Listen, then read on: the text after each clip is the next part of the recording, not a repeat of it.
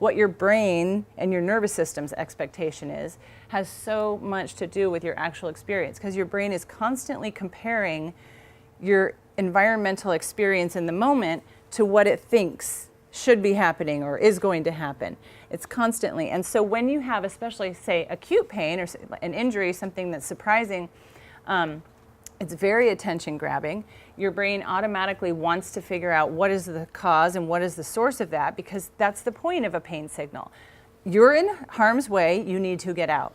So your brain immediately goes to work saying, what is that and how do I get away from it? Because it's also emotionally aversive, it's unpleasant. So that altogether works to make pain a really, really powerful and effective signal to keep us safe from harm.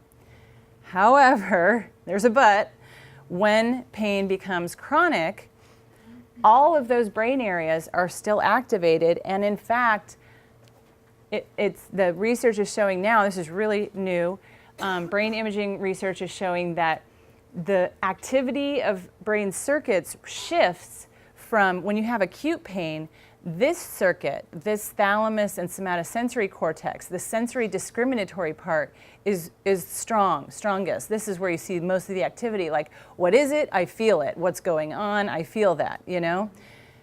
When you have chronic pain, the longer you have it, the more the activity shifts to the amygdala, the hippocampus, the insula, the cingulate, these deeper, older areas of the brain that are much more involved in regulating and producing emotional tone.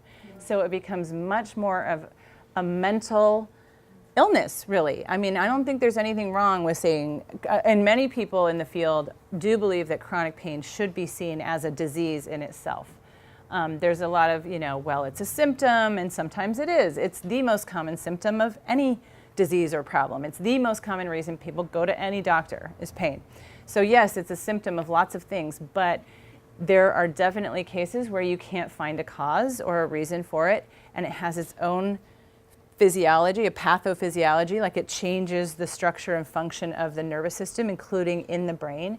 So a lot of people do believe that chronic pain should be thought of as a disease unto itself.